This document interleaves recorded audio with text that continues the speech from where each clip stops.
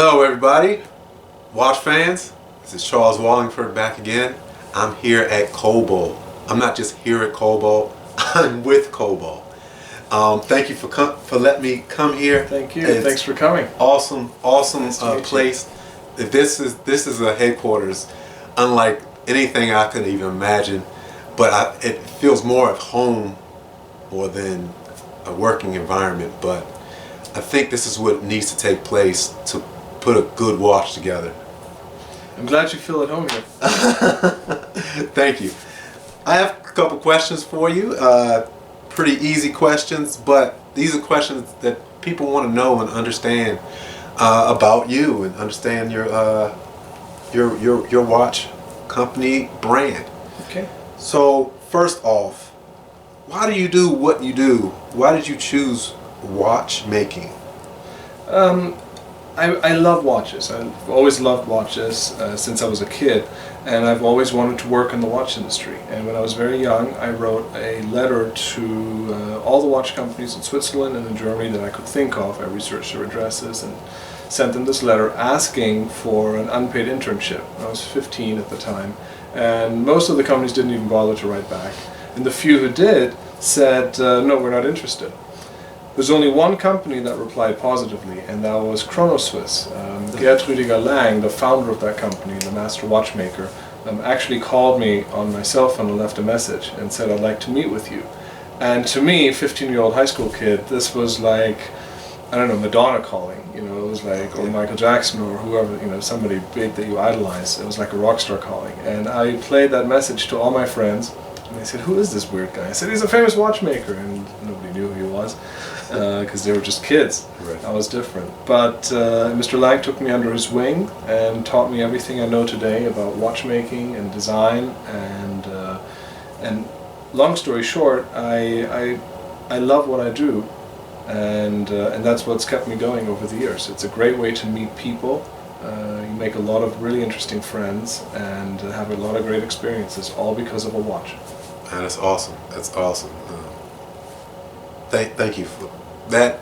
For me, doing this actually brings that home so much.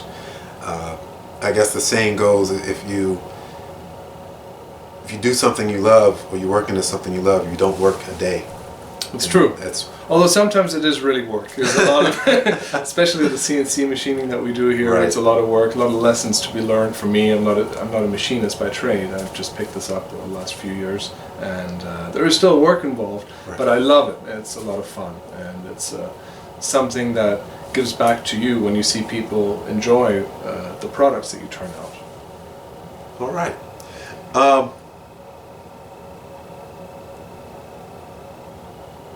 Now, as far as the company, as far as the brand, it's not as big as Tag Heuer, as a Breitling or Rolex.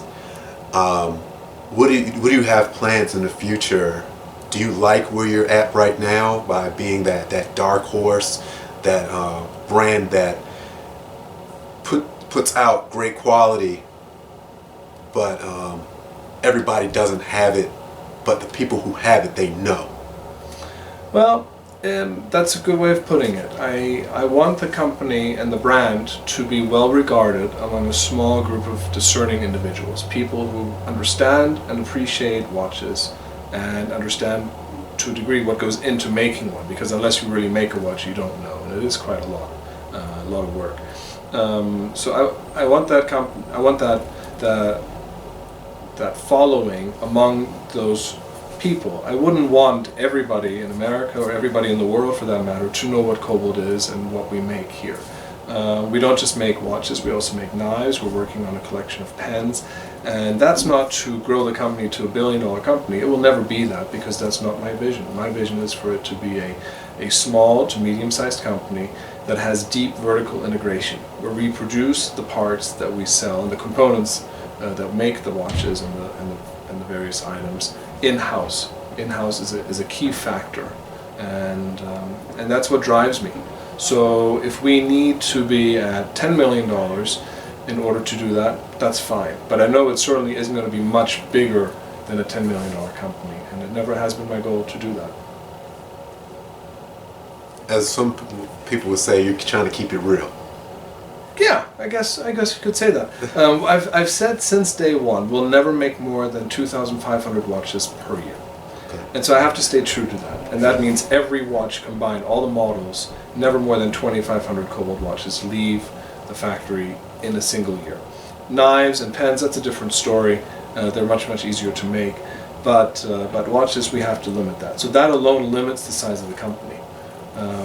But it also means that we're able to focus more on what goes into our products. So now that we actually manufacture the components, most of the components, we control a lot more of the quality. That's a very positive effect. Great.